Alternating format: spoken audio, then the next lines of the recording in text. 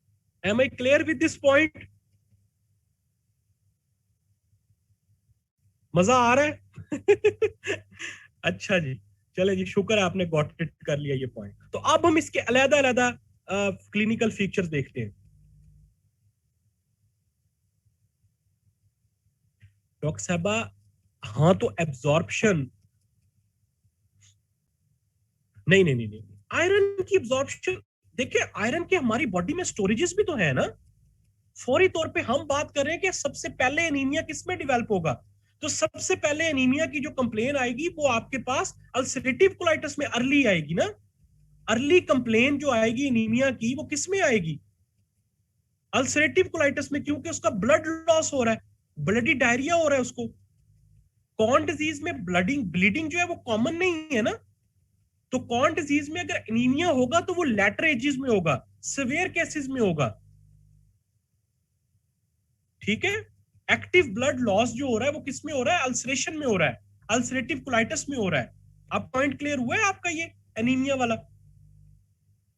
तो corn disease की अगर हम बात करें कि इसमें हमारे पास क्या क्या सिम्टम्स है, ये देखें, diarrhoea usually without blood, malabsorption and weight loss common. अब मेरे ख्याल से ये पॉइंट आपको मुझे दोबारा समझाने की जरूरत नहीं है कि क्यों इसमें वेट लॉस और मैल एब्जॉर्प्शन कॉमन है। ठीक है, एब्डोमिनल पेन तो जारी बात है, होनी है, पेन के साथ हमारा कोई लेना देना नहीं है। एक्स्ट्रा इंटेस्टाइनल मैनिफेस्टेशंस भी होती हैं, लेकिन इसमें जो सबसे ज्यादा कॉमन चीज इसके साथ एसोसिएटेड होती है दैट इज एफ्थोस अल्सर। ये अल्सर्स क्यों होते हैं ये मैं आपको आगे जाके बताता हूँ, ये मैंने रखी हुई है स्लाइड आगे। एफ्थोस अल्सर इसमें बड़े कॉमन होते हैं। एक तो इसकी वजह ये भी है ना कि ये माउथ से लेके एनस तक किसी भी हिस्से को इन्वॉल्व कर सकती है। तो इसमें माउथ के अल्सर्स क्यों होते हैं, अल्सर सिर्फ इसके माउथ में क्यों इतने ज्यादा कॉमन है, ये आगे जाके मैं आपको बताता हूं, मैंने इसकी की हुई है। अच्छा, अब मुझे एक बात बताएं कि ऐसे पेशेंट को भी अगर आपने, अच्छा इनकी ना हम ये हिस्ट्री वगैरह इकट्ठी डिस्कस करते हैं, पहले हम अल्सरेटिव कोलाइटिस के भी सिम्टम्स देख लें साथ साथ। ये मैं आपको एक्सरेज दिखाता हूं, परेशान नहीं होना, आपको हर चीज दिखाता हूं। अल्सरेटिव कोलाइटिस में ये देखें जरा, अल्सरेटिव कोलाइटिस में क्या है? ब्लडी डायरिया, ठीक है, और उसके बाद वेट लॉस की किसमें है? सवेयर केसेस में, और इसके साथ भी वही एक्स्ट्रा इंटेस्टाइनल मैनिफेस्टेशन है जो मैंने आपको बताई है। अच्छा, अब थोड़ा सा एक डायग्राम में आपको पीछे जाकर दिखाता हूं और फिर उसके बाद मैं ये चीज एक्सप्लेन करता हूं। ये वाले जो आपने स्ट्रिंग साइन और आप ये देख रहे हो कॉर्न डिजीज का, ये मैं आपको एक्सप्लेन करता हूं, लेकिन पहले मैं आपको एक डायग्राम पीछे दिखाऊं। यहां तक क्लियर है जो हमने पढ़ा है? क्लिनिकल पिक्चर क्लियर है डॉक्टर साहब? एक डायग्राम देख लेते हैं हम पीछे, वो डायग्राम काफी पीछे रह गई है। जैसे ही वो आती है मैं उसे रोक के 1 मिनट रुकूंगा ताकि सब तक वो पहुंच जाए। अच्छा, ये डायग्राम सबको नजर आ रही है? ये वाली डायग्राम सबको नजर आ रही है? अच्छा, अब जरा गौर करें, ये क्रॉन डिजीज है, इस पे जरा गौर करें कि इस पे जरा गौर करें कि ये देखें कि इसमें जो वॉल है वो थिक हो गई है, ठीक है, और जो ल्यूमन है वो क्या हो गया? नैरो हो गया। ल्यूमन जो है वो नैरो हो गया, ठीक है, ल्यूमन जो है वो नैरो हो गया। अच्छा, अब जरा ये देखिएगा, फाइब्रोसिस की वजह से वॉल थिक हो गया, ल्यूमन नैरो हो गया, लेकिन इसके पीछे वाला जो ल्यूमन है, जो इसके पीछे यानी कि जो इसके प्रोसीडिंग जो इसकी इंटेस्टाइन है वो देखें वो बिल्कुल ठीक है, ठीक है, और इसके जो आगे नेक्स्ट है वो भी बिल्कुल ठीक है। मतलब ये कि हमें कॉर्न डिजीज में एक्सरे पे क्या नजर आएगा कि एक छोटा सा हिस्सा हमें नजर आएगा जो कि थिक होगा, फाइब्रोटिक होगा, और फिर पीछे जो हिस्सा होगा वो उसका बिल्कुल ठीक होगा, और आगे वाला भी जो इसका हिस्सा होगा वो बिल्कुल ठीक होगा। ठीक है, पैची, एक पैच को इन्वॉल्व किया होगा। ओ नहीं नहीं डॉक्टर साहब, ये मेगा कॉलॉन कहां से आ गई? ये तो हम क्रॉन डिजीज की बात कर रहे हैं, टर्मिनल इलियम की बात कर रहे हैं। ठीक है, मेगा कॉलॉन कहां से आ गई? है हम कॉलन की बात कर रहे हैं, कैसी बात करते हैं आप लोग? ठीक है, तो ये देख रहे हो आप, ये इस तरह का एक थोड़ा सा आपको हिस्सा नजर आएगा। ये इस डायग्राम को जरा आपने गौर करना है, इस डायग्राम का एक्सरे में आपको दिखाने लगा हूं। इस डायग्राम का नीचे जाके मैं एक्सरे आपको दिखाने लगा हूं, और इस एक्सरे को मैं आपको डिफरेंशिएट करके दिखाऊंगा कि आपको पता चलेगा कि ये देखो ये वाला हिस्सा इन्वॉल्व हुआ है। हाँ बिल्कुल, स्ट्रिंग लाइक, हाउस पाइप, ये इसको कहते हैं।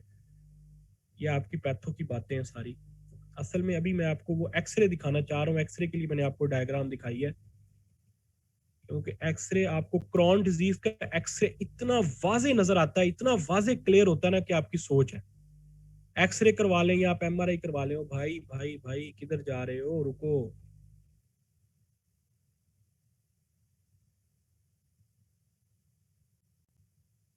नहीं नहीं, मैं नहीं हूं। जिसकी भी आपके पास ना आ रही हो उसको फौरी तौर पर रिमूव कर दिया करें निशाबा। अच्छा, एमआरआई करवाते हैं।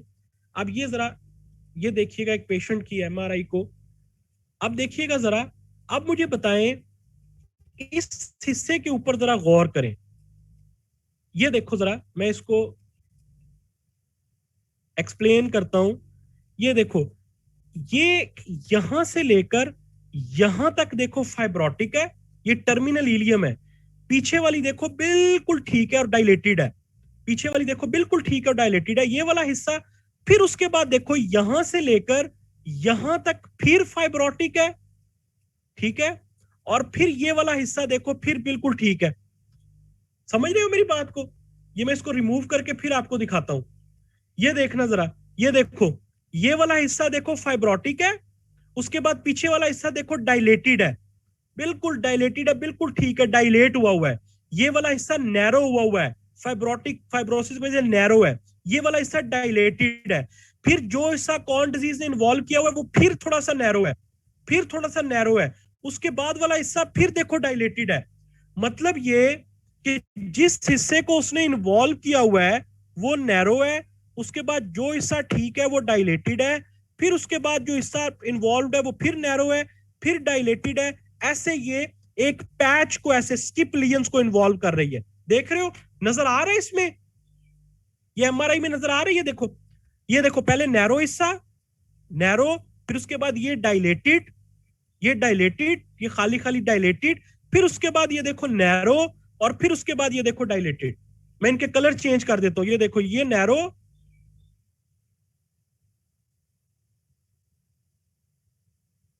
ठीक है। हाँ हाँ बिल्कुल, जब ल्यूमन नैरो होगा तो उसमें से गुजरने में मुश्किल होगी ना, तो पिछले वाला हिस्सा थोड़ा डायलेटेड हो जाएगा, ठीक है।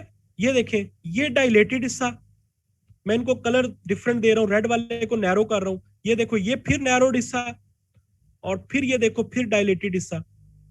क्लियर हुई है? पॉइंट क्लियर हुआ है कि कैसे जो हमने ऊपर पढ़ा था वो आपको एग्जैक्ट एमआरआई में वैसे भी नजर, वैसे ही नजर आ रहा है। बात क्लियर है? अच्छा जी, तो अब अगर हम इसके बात करें, हम इसके टेस्टों की और हम इसकी हिस्ट्री की कि हम इसमें क्या क्या पूछना है, तो मैं यहां पर जरा देखता हूं। अब जरा हम लोग देखते हैं हम इसको, हमने इसको मैनेज कैसे करना है, हमने इसको डायग्नोज कैसे करना है, सॉरी, डायग्नोज कैसे करना है। हाँ जी, सबसे पहले क्या करूं, मैं कहता हूं एंडोस्कोपी ना करा लें इसकी सबसे पहले। छोड़े परे सारी चीजों को, सबसे पहले इसकी एंडोस्कोपी कराते हैं। नहीं, सबसे पहले हम लेंगे इसकी हिस्ट्री। सबसे पहले हम इसकी क्या लेंगे? हिस्ट्री। क्या पूछेंगे हिस्ट्री में, कोई बता सकता है? वही बातें। सबसे पहले आप उसकी हिस्ट्री में क्या क्या, सबसे पहले आप उसका ड्यूरेशन पूछें, ड्यूरेशन पूछें। आप उसका डाइट पूछें, डाइट क्या है, ठीक है। आप उसकी फैमिली हिस्ट्री पूछें, जो मेन मेन चीजें मैं वो आपसे डिस्कस कर रहा हूं। आप उसकी ड्रग हिस्ट्री पूछें, और सबसे मेन चीज यहां पे क्या पूछनी चाहिए, सबसे मेन चीज यहां पे क्या पूछनी चाहिए? Bowl habits. बाउल हैबिट्स पूछें, और पूछें कि उसमें ब्लीडिंग होती है नहीं होती, ब्लीडिंग होती है नहीं होती, ये पूछें। ये आपकी हिस्ट्री के क्वेश्चन है। ड्यूरेशन, कब हुआ, डाइट पूछें, क्या खाते हो, क्या पीते हो भाई, ठीक है। स्मोकिंग करते हो, अल्कोहल करते हो कि नहीं करते। फैमिली हिस्ट्री, पीछे फैमिली में तो नहीं हुआ, बिल्कुल it runs in families, it has a very strong background with family history doctor साहबा, ठीक है। स्ट्रेस की हिस्ट्री पूछें, फैमिली हिस्ट्री पूछें, डाइट की हिस्ट्री पूछें, ड्यूरेशन पूछें, ड्रग्स पूछें, ठीक है, और बाउल हैबिट्स पूछें, ठीक है। ये आपकी हिस्ट्री हो गई। पेशेंट प्रेजेंट कैसे करेगा डॉक्टर साहब, हमने पीछे ये सारा यही तो डिस्कस किया कि प्रेजेंट कैसे करेगा।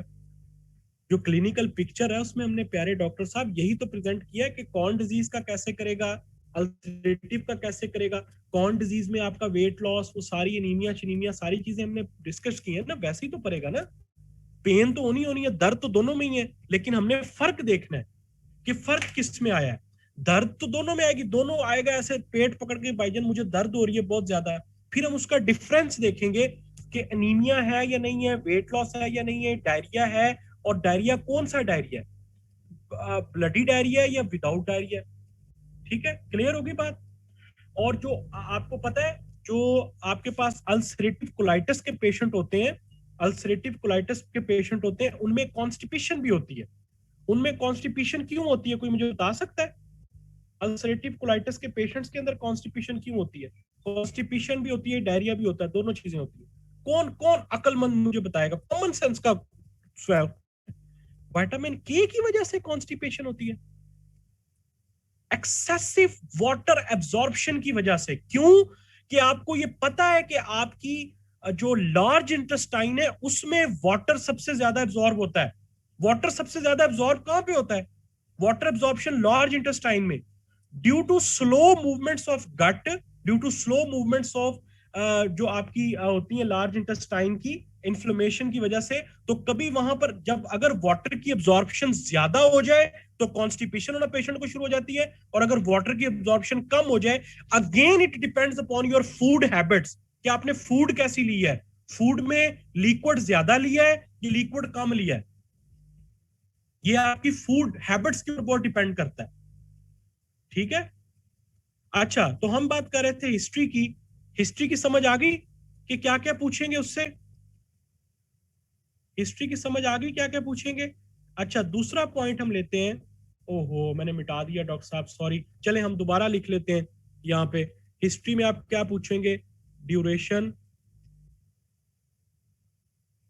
डाइट, खाना कैसा खाता है, जंक फूड्स वगैरह तो नहीं खाता, ठीक है, ड्रग, उसके बाद family, duration, diet, drug, family, ठीक है। और आप उससे क्या पूछेंगे? बाउल हैबिट्स, ठीक है, ये मेन है, मेन है, ठीक है। अच्छा जी, उसके बाद दूसरे काम हम क्या करेंगे? Journal physical examination, clinical diagnosis. इसमें क्या क्या चीजें देखनी चाहिए हमें मेन जर्नल फिजिकल एग्जामिनेशन में? वही चीजें हम देखेंगे।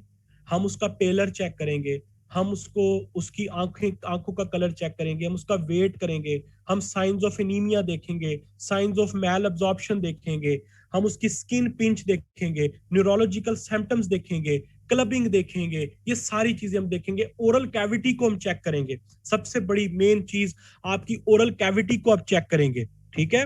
ओरल कैविटी को चेक करेंगे, ओरल कैविटी का एग्जामिनेशन करेंगे। दूसरा आप क्या देखेंगे? साइंस ऑफ एनीमिया उसमें देखेंगे, एनीमिया के साइंस देखेंगे। तीसरा आप उसके साइंस ऑफ मैल ऑब्जॉर्प्शन देखेंगे, मैल ऑब्जॉर्प्शन के साइन देखेंगे। स्किन पिंच चेक करेंगे, ठीक है, स्किन पिंच चेक करेंगे, वेट लेंगे, एंथ्रोपोमेट्रिक मेजर्स करेंगे, ये सारी चीजें आप देखेंगे। तो हिस्ट्री और जनरल फिजिकल एग्जामिनेशन क्लियर है, ठीक है। History of general physical examination clear है डॉक्टर साहब? डॉक्टर साहबान, अगर आपका कोई क्वेश्चन रह जाए तो आप बाद में ग्रुप में भी कर लीजिएगा, ठीक है। अभी यहाँ पर जो जो क्वेश्चन मेरे सामने आ रहा होता है मैं जवाब दे देता हूँ, लेकिन बहुत ज्यादा क्वेश्चन होते हैं। आपके बैच ग्रुप्स इसीलिए बने कि क्वेश्चन करो भाई वहां पे, ठीक है। अच्छा, अब दूसरा हम इससे नेक्स्ट स्टेप हम इसके चलते हैं टेस्टों की तरफ। हम इसके टेस्टों की तरफ चलते हैं। हाँ, मैंने समर बताया तो है ऊपर के वेट लॉस किस में ज्यादा होगा और किस में कम होगा। एक चीज को मैं 5-5 6-6 दफा रिपीट कर रहा होता हूँ कि किसमें ज्यादा होता है, किसमें वेट लॉस ज्यादा होना चाहिए, आप बताओ।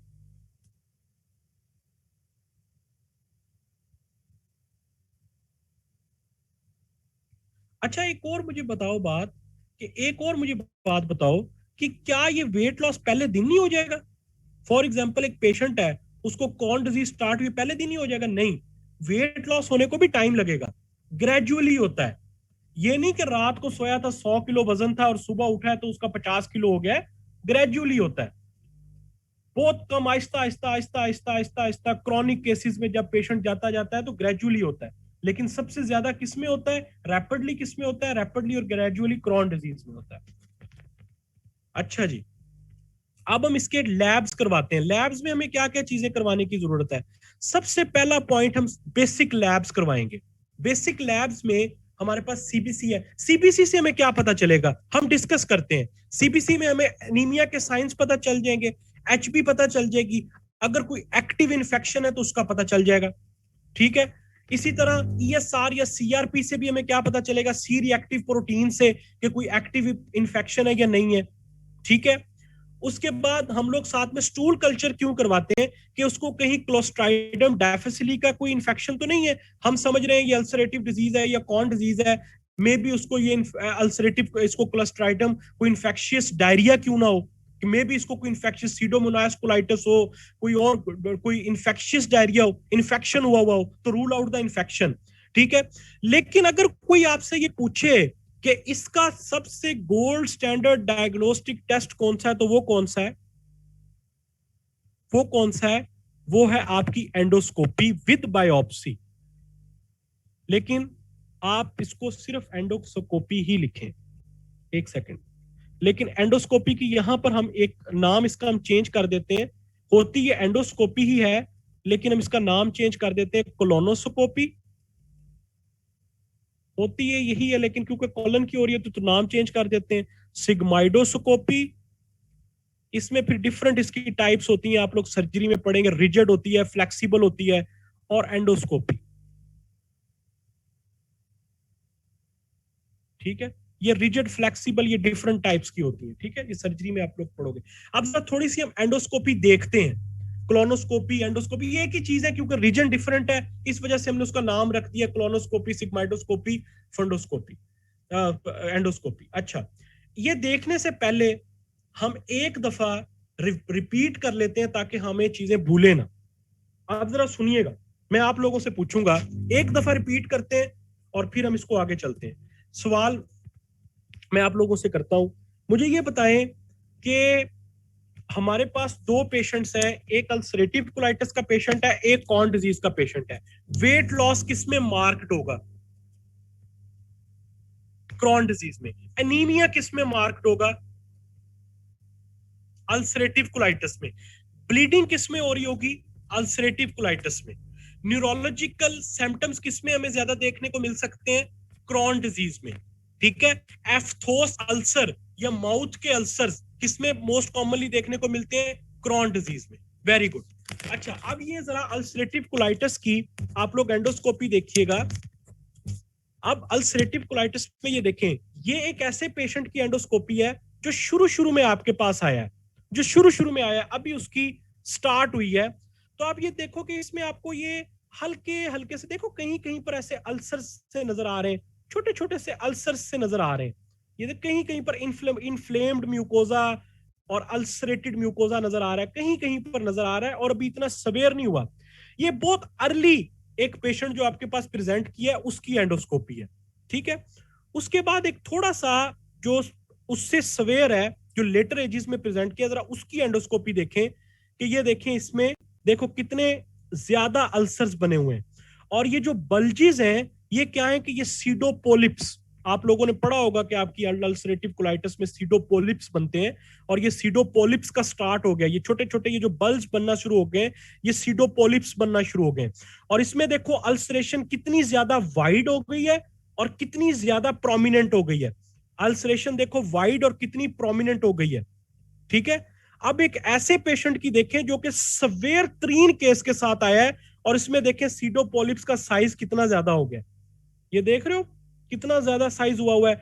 और अल्सरेटेड म्यूकोजा, सारा का सारा अल्सरेटेड अल्सरेटेड अल्सरेटेड म्यूकोजा और सीडोपॉलिप्स। देख रहे हो, खाओ और खाओ चाउमीन पास्ता, और खाओ चाउमीन पास्ता, ना बाज आओ चाउमीन पास्ता खाने से। ये देखो इंटेस्टाइन का क्या हाल होता है। ये देखो, हम दोबारा से तीनों को थोड़ा सा करके देखते हैं। देखें, ये एक पेशेंट है जो आपके पास बहुत अर्ली स्टेजेस में आया है। अर्ली स्टेजेस में देखें, आपको कोई सीडोपॉलिप्स नजर नहीं आ रहे, कोई इसमें सवेयर किस्म की अल्सरेशन या इन्फ्लेमेशन नहीं है, हल्की हल्की आपको किसी किसी जगह पर थोड़ा थोड़ा इन्फ्लेम्ड म्यूकोजा और इन्फ्लेम्ड म्यूकोजा नजर आ रहा है। What about noodles? हाँ हाँ, खाएं खाएं खाएं, ठीक है।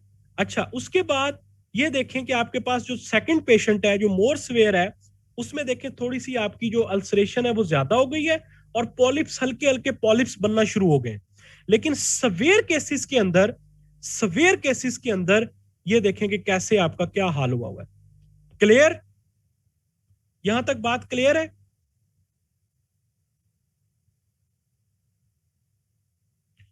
अब मुझे बताएं कि आईबीडी क्यों होती है। क्लियर है?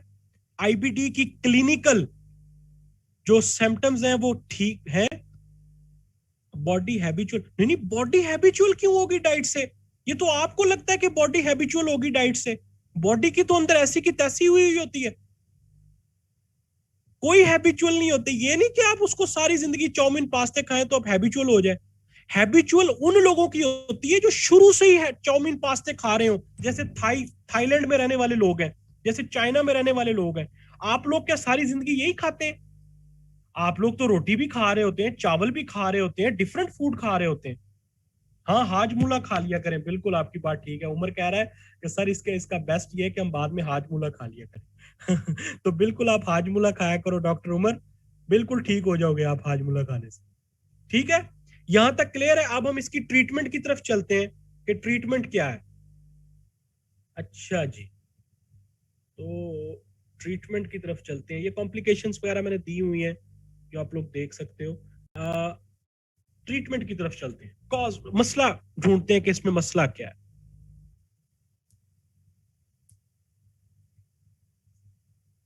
अच्छा, मुझे एक बात बताया हो, ये मेरा ना कोई अल्लाह का वली कोई मुझे ना मेरा किसी तरह पेन ठीक करा दे। मेरे उसकी स्याही, जब ये सेल खत्म हो जाते हैं तो ये मुझे बड़ा तंग करता है। अच्छा, मुझे एक बात बताएं, ठीक है इसमें ऑफेंडिंग एजेंट हम रिमूव करेंगे, लाइफस्टाइल मॉडिफिकेशन करेंगे, वो सारी चीजें आपके पास जो आके आती। हाँ, ये मेरे सेल का मसला इसलिए है कि ना ये पाकिस्तान में जो सेल इसका मिलता नहीं है, मुझे सेल लेके डालना पड़ता है दूसरा चाइना वगैरह का जो है, तो वो सेल मेरा वो चलता ही नहीं है, 2 दिन बाद खत्म हो जाता है। पाकिस्तान में ये एक बहुत बड़ा इशू है ना कि आप कोई अच्छी चीज भी नहीं रख सकते। अगर आप रख लें तो यार, ये डॉक्टर बिलाल, ये एचपी का पेन है, कोई एचपी के साथ ही आया था और अली एक्सप्रेस से मैंने एक दफा मंगवाया है, मैंने उनको पैसे दे दिए, सारा कुछ दे दिया, वो मुझे डिलीवरी नहीं हुआ, ऑर्डर ही मेरा पता नहीं कहां चला गया। अच्छा, तो ट्रीटमेंट पे आ जाएं। ठीक है, ये आपकी इसकी ट्रीटमेंट, लाइफस्टाइल मॉडिफिकेशन, ये सारी चीजें हमारे पास बनेगी। ठीक है, हर चीज बनेगी। लेकिन मुझे कोई एक बच्चा बताएगा कि इसका मेन प्रॉब्लम क्या है जिससे हमें ठीक करने की जरूरत है। अगर हम उस मेन प्रॉब्लम को ठीक कर दें तो ये सारी डिजीज जो है उसमें बेहतरी आना शुरू हो जाएगी। मेन प्रॉब्लम क्या है? मेन प्रॉब्लम कोई मुझे इसका बता दे। डाइट इसका मेन प्रॉब्लम है? नहीं, इसका सबसे मेन प्रॉब्लम क्या है? इम्यूनिटी। इम्यूनिटी आपका एग्जैजरेटेड रिस्पॉन्स है। ये सारी की सारी डिजीज आपकी हो ही आपके इम्यून रिस्पॉन्स की वजह से हो रही है। एग्जैजरेटेड इम्यून रिस्पॉन्स की वजह से हो रही है। एग्जैजरेटेड इम्यून रिस्पॉन्स की वजह से हो रही है। सारी की सारी आपकी डिजीज ही हमने पीछे पड़ा है कि ये इन्फ्लेमेटोरी प्रोसेस ही जब जो डैमेज करती है जो चीज, फॉर एग्जांपल अगर हम ये चीजें खा रहे हैं या अगर किसी को ये मसला हो गया है, तो ये सारी पैथोफिजियोलॉजी किस वजह से हो रही है? किस वजह से पैनेट सेल भी मसला उनको हो रहा है? किस वजह से इन्फ्लेमेटोरी प्रोसेस स्टार्ट हो रहा है? किस वजह से नॉर्मल फ्लोरा जो है वो आके डिस्टर्ब हो रहा है? सब के सब जो है वो क्या है, उसमें प्रॉब्लम क्या क्रिएट कर रही है? इम्यूनिटी आपकी, कि आपकी इम्यूनिटी ने आपके नॉर्मल फ्लोरा के अगेंस्ट एक एग्जैजरेटेड रिस्पॉन्स शो कर दिया है। आपकी इम्यूनिटी ने जो आपके इन्वायरमेंटल या रिस्क फैक्टर्स हैं उनके अगेंस्ट एक एग्जैजरेटेड रिस्पॉन्स शुरू कर दिया है, या ऑटो इम्यूनिटी के अंदर आप अगेंस्ट एंटीबॉडीज बनना शुरू हो गई। क्लियर? हाँ, केएफसी वाला क्वेश्चन है, नहीं आज मैंने पूछा, चले पूछते हैं। अभी तो कल वाली जो डॉक्टर साहब है उनका भी केएफसी पेंडिंग है, उनको कल कांटेक्ट किया, उन्होंने बड़ी लेट कांटेक्ट किया है। डॉक्टर फकीहा फौरन आंसर किया करें, लगता है आपने केएफसी नहीं खाना। ठीक है, तो पता चल गया मेन प्रॉब्लम क्या है, इम्यूनिटी। क्यों मेन प्रॉब्लम है इम्यूनिटी? क्योंकि ये इम्यूनिटी ही है जो आपकी इन्फ्लेमेटरी प्रोसेस स्टार्ट करवा रही है, जो आपके नॉर्मल फ्लोरा के अगेंस्ट एग्जैजरेटेड रिस्पांस दे रही है, और इस इम्यूनिटी की ही वजह से इन्फ्लेमेटरी रिस्पांस से आपके जो नॉर्मल सेल्स हैं वो डैमेज हो रहे हैं, और एक्स्ट्रा इंटेस्टाइनल मैनिफेस्टेशंस भी इस इम्यूनिटी की वजह से ही आ रही है। क्लियर?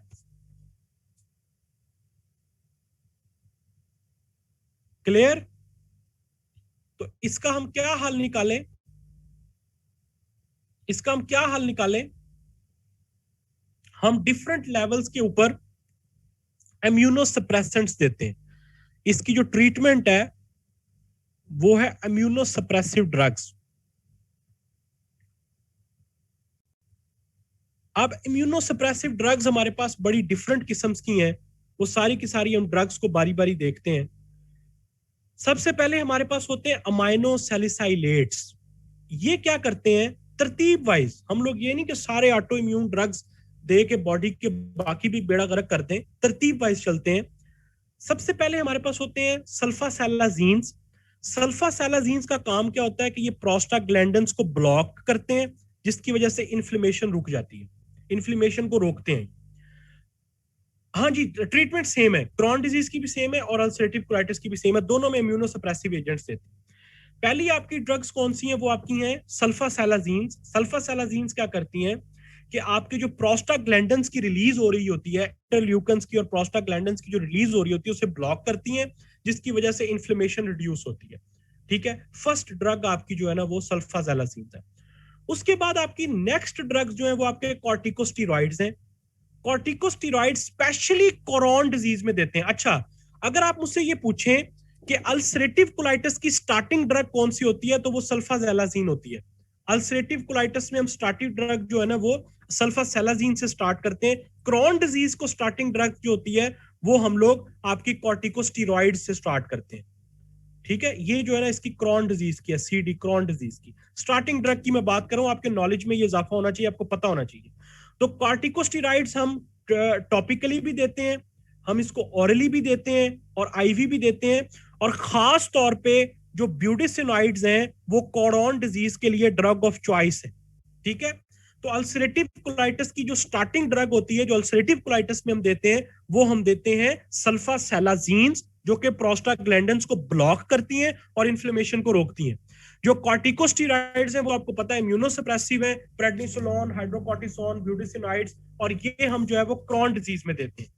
तीसरे नंबर पे हमारे पास इम्यूनोसप्रेसेंट्स हैं, जिसमें डिफरेंट है आपके, जो हम स्टीरॉइड्स के साथ मिलाकर देते हैं, यानी कि स्टीरॉइड्स और इनका कॉम्बिनेशन मिलाकर देते हैं कि हाँ स्टेरॉइड्स किसी पेशेंट को देने हैं तो, और स्टेरॉइड्स उस पेशेंट को रिस्पॉन्ड फॉर एग्जांपल नहीं कर रहे, तो उसको स्टीरॉइड्स रिस्पॉन्स नहीं कर रहे या सल्फासैलाजीन रिस्पॉन्ड नहीं कर रही, तो फिर हम उसको जो है ना वो ये एज अ थायोप्रीन वगैरह देते हैं। ठीक है, तो फॉर एग्जांपल अब जरा सुनिएगा, यहां पर मैं आपका कॉन्सेप्ट क्लियर करता हूं कि एक पेशेंट आपके पास आया, उसको अल्सरेटिव कोलाइटिस था। सबसे पहले आप उसको कौन सी ड्रग देने की कोशिश करेंगे? सल्फासैलाजीन। सल्फासैलाजीन और साथ में उसकी आप डाइट मॉडिफिकेशन कराएंगे। दूसरे नंबर पे आप उसको कौन सी देने की कोशिश करेंगे? कॉर्टिकोस्टेरॉइड्स। कॉर्टिकोस्टेरॉइड्स प्लस आप कौन सी देने की कोशिश करोगे? साथ में इम्यूनोसप्रेसेंट्स देने की कोशिश करोगे। अब वो ये कहता है कि कोई ऐसा पेशेंट जो सल्फासैलाजीन को भी रिस्पॉन्ड ना करे, कॉर्टिकोस्टेरॉइड्स को भी रिस्पॉन्ड ना करे, दोनों से वो रेजिस्टेंट हो जाए, तो फिर ऐसे पेशेंट्स को भी हम जो है वो इम्यूनोसप्रेसेंट्स दे सकते हैं, एज अ थायोप्रीन दे सकते हैं। If patient doesn't respond to the above agents, जो ऊपर वाले एजेंट्स हैं कि वो कॉर्टिकोस्टेरॉइड्स को भी रिस्पॉन्ड नहीं कर रहा, वो हमारे पास सल्फासैलाजीन को भी रिस्पॉन्ड नहीं कर रहा, तो फिर हम उसे एज अ थायोप्रीन वगैरह देते हैं। और अगर फॉर एग्जांपल इन इसका अल्टरनेटिव क्या है? साथ में हमारे पास डिफरेंट ड्रग्स है, मैं हर ड्रग की आपको बात बता रहा हूं। हमारे पास मेथोट्रिजेट भी है, ये भी एक एंटी इंफ्लेमेटोरी सब्सटेंस है। साइक्लोस्पोरिन्स भी हैं जो कि टी सेल की एक्टिवेशन को इनहिबिट करते हैं। टी सेल याद है? एंड टी सेल याद है? टी सेल याद है? नहीं, इंटेस्टाइन पे नहीं, डायरेक्टली डॉक्टर साहब टॉपिकल यूज कर सकते हैं, स्किन के ऊपर लगा सकते हैं। टॉपिकल का मतलब ये होता है, आपको याद है टी सेल एक्टिवेट कैसे होते हैं? एंटीजन प्रेजेंटिंग सेल से। एंटीजन प्रेजेंटिंग यानी कि जैसे ही कोई एंटीजन एंटर होगा, antigen presenting cell T cell को एक्टिवेट करेंगे।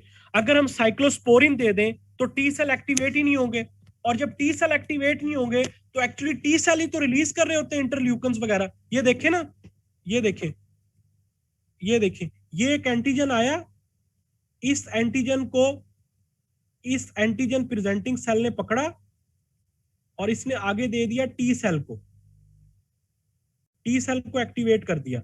और टी सेल आपके क्या रिलीज करते हैं? इंटरल्यूकन्स। अगर हम साइक्लोस्पोरिन्स दे दें तो वो इन टी सेल्स को एक्टिवेट नहीं होने देती। तो जब टी सेल को एक्टिवेट नहीं होती तो आपके पास जो इंटरल्यूकन्स ही नहीं होते, रिलीज होते। ठीक है। और आपके पास कौन सी ड्रग्स हैं? आपके पास एंटीबॉडीज भी हैं, ये जो आजकल बड़ी यूज हो रही है, आपको याद है ये जो कोरोना के अंदर भी बड़ी यूज हो रही है, ये एंटी टीएनएफ एंटीबॉडीज जो है, इन्फ्लेक्सिमैब है और एडेलुमैब है, ये यूज हो रही हैं क्योंकि ये इन्फ्लेमेटोरी सेल्स जो होती हैं उनकी अपोप्टोसिस करवा देती हैं। इन्फ्लेमेटोरी सेल्स जो है, जो इन्फ्लेमेशन कॉज करवा रहे होते हैं, ये इन्फ्लेमेटोरी सब्सटेंसेस होती हैं, उन्हें सप्रेस कर देती हैं, रोक देती हैं, उनको खत्म कर देती हैं। और ये बहुत इफेक्टिव होती है, मोस्ट इफेक्टिव ड्रग्स होती हैं। लेकिन ये बहुत एक्सपेंसिव होती हैं, बहुत एक्सपेंसिव होती हैं। इफेक्टिव जरूर बहुत ज्यादा होती हैं लेकिन एक्सपेंसिव होती हैं। अभी आप लोगों को पता होगा कि वो कोरोना की जो ड्रग है वो 4.5 लाख रुपए का एक इंजेक्शन मिल रहा है, 4.5 लाख रुपए का इंजेक्शन।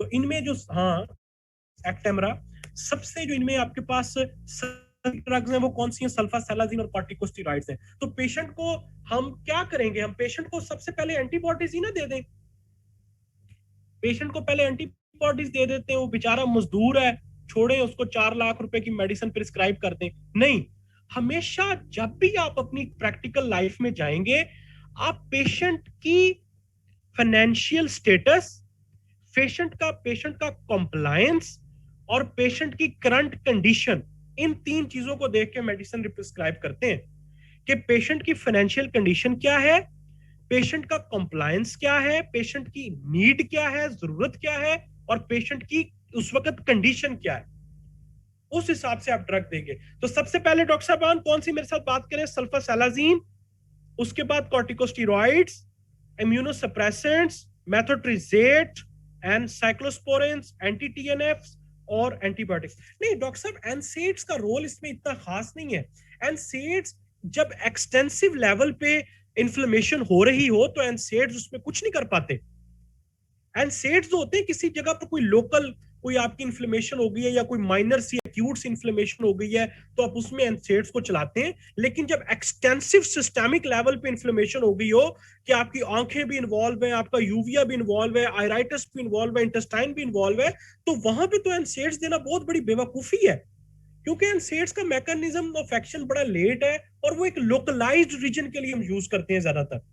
एक्सटेंसिव स्वेलिंग्स के लिए हम लोग फिर जरा एक्सटेंसिव जो है वो हैवी मेडिसिन यूज करते हैं। Am I clear to all of you? IBD का कॉन्सेप्ट क्लियर हुआ है? क्लिनिकल प्रेजेंटेशन क्लियर हुई है? ड्रग्स कौन सी देनी है, हिस्ट्री कैसे लेनी है, कौन से टेस्ट करने हैं, क्या क्या करने हैं, क्लियर है? अच्छा, मैंने जो अपने डॉक्यूमेंट्स में डब्बू डाले हुए हैं ना डेविडसन के, वो डब्बू आपने नहीं छोड़ने, वो डब्बू बहुत इंपॉर्टेंट है।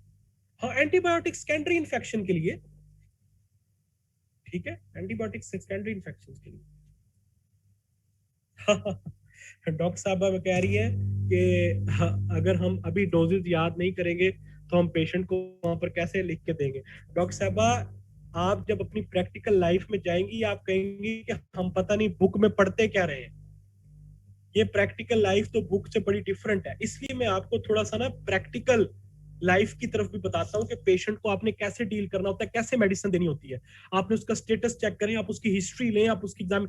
इंशाल्लाह मैं पूरी कोशिश करता हूँ कि आपको हर डिजीज के हिस्ट्री क्वेश्चंस भी बताऊं, हर डिजीज का फिजिकल एग्जामिनेशन का मेन पॉइंट भी बताऊं, हर डिजीज की क्लिनिकल पिक्चर भी बताऊं। ठीक है।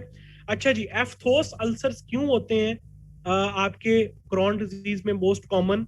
क्योंकि आपकी जो नॉर्मल फ्लोरा होता है जो डिस्टर्ब हुआ हुआ होता है, तो आपकी मुंह में जो है ना ब्लिस्टर्स बनना शुरू हो जाते हैं, अल्सर्स बनना शुरू होते हैं। ये डायग्राम मैंने एंड पे ऐड की हुई है, ये मैं आपको दिखाता हूँ, रुक जाए जरा।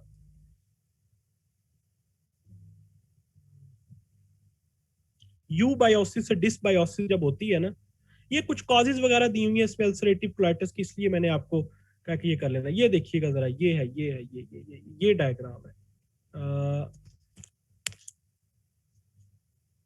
एक मिनट आगे निकल गई, मैं आपको थोड़ा सा एक एक थोड़ा ऊपर करके दिखाता हूँ। ट्रेड नेम जनाब जब आप प्रैक्टिस करेंगे याद हो जाएंगे, बेफिक्र रहे, सब कुछ याद हो जाएगा। ये देखें, ये जो आपका माउथ है, ये वही सारी चीजें जो मैंने आपको पहले बताई है। एक्चुअली मुंह में क्या होता है, आपकी मुंह में भी बहुत ज्यादा नॉर्मल फ्लोरा होता है। ठीक है। ये नॉर्मल फ्लोरा आपके जो ओरल म्यूकोजा है उसको इस वजह से डैमेज नहीं कर पाता, क्योंकि इसके इसके जो आपके जो ओरल म्यूकोजा होता है उसमें टाइट जंक्शंस होते हैं। लेकिन क्योंकि कॉर्न डिजीज में रिपीटेटिव फैक्टर्स की वजह से ये टाइट जंक्शंस जो है ये अल्टरेशन हो जाती है इनकी, तो ये जो नॉर्मल फ्लोरा है ना, ये आपकी ही ओरल म्यूकोजा को इन्वेजन करना शुरू कर देता है, इन्वेड करना शुरू कर देता है। इसको हम कहते हैं डिसबायोसिस। यू बायोसिस यानी कि जो हमारे लिए फायदेमंद बैक्टीरिया थे वो नुकसानदेह हो जाते हैं, और इस वजह से आपकी जो ओरल म्यूकोजा है, ये देखो कि पहले आपका ये गट हीमोस्टेसिस जो था, इसमें ये नॉर्मल बैक्टीरियाज थे, लेकिन जब आपके ये बैरियर डिफेक्ट हो जाते हैं, ये जो आपके सेल्स एंड डैमेज हो जाते हैं, इनके दरमियान जो टाइट जंक्शंस अब वीक हो जाते हैं, तो यही जो आपके नॉर्मल बैक्टीरिया होते हैं, जो आपके फ्रेंडली बैक्टीरिया होते हैं, ये आपकी गट को जो है ना वो इन्वेड करना शुरू कर देते हैं, जिसकी वजह से इस यू बायोसिस जो डिसबायोसिस की वजह से आपको अल्सर्स होते हैं माउथ के, और ये क्रॉन डिजीज में बड़े कॉमन होते हैं। ठीक है। क्रॉन डिजीज में इसलिए कॉमन होते हैं क्योंकि क्रॉन डिजीज आपके माउथ से लेके एनस तक सबको इन्वॉल्व करती है, लेकिन अल्सरेटिव कोलाइटिस सिर्फ आपकी लार्ज जो इंटेस्टाइन है वहां तक महदूद रहती है। ठीक है। ठीक है जी डॉक्टर साहबान, कल हमने जितने, अच्छा एक चीज मैंने आप लोगों के लिए ऐड की है, मुझे उम्मीद है कि आप लोगों को इस चीज के लिए जो है ना वो आप लोगों को आसानी हो। तो ऐड मैंने क्या की, लेटर एजेस में, ज्यादातर ओल्ड एजेस में ही होता है, 30 साल के बाद, और पहले भी हो जाता है। एज का इसके अंदर इतना फैक्टर नहीं है, इसमें 30 ईयर अबव एजेस के भी पेशेंट आते हैं, 30 ईयर आफ्टर 30 ईयर के भी पेशेंट्स आते हैं, और इस वजह से एज इसमें इतना ज्यादा इंपॉर्टेंट फैक्टर नहीं है। मैंने इसमें यंग पेशेंट्स भी देखे हैं, बहुत यंग पेशेंट्स भी देखे हैं आईबीडी के साथ। मेडिकल स्टूडेंट्स में बहुत लोगों को आईबीडी है, मेरी अपनी फैमिली में 2-3 लोगों को आईबीडी है। ठीक है। अच्छा जी, अच्छा जरा एक चीज मैंने आप लोगों के साथ ऐड की है। आप डेली आप लोगों के जो ग्रुप्स हैं, जो बैच ग्रुप्स हैं, वहां पर जो हम पढ़ा करेंगे उससे रिलेटेड 4 से 5 एमसीक्यूज डिस्कस हुआ करेंगे। ठीक है। 4 से 5 एमसीक्यूज डिस्कस हुआ करेंगे और यूक्यू डिस्कस हुआ करेगा, ताकि आपको उस टॉपिक से रिलेटेड जो भी छोटा टॉपिक और जो बड़ा टॉपिक है उन दोनों से रिलेटेड एमसीक्यू भी डिस्कस हुआ करेंगे और यूक्यू भी, ताकि आपको उससे रिलेटेड एमसीक्यू का भी पता चले और यूक्यू भी डायग्नोज करना है।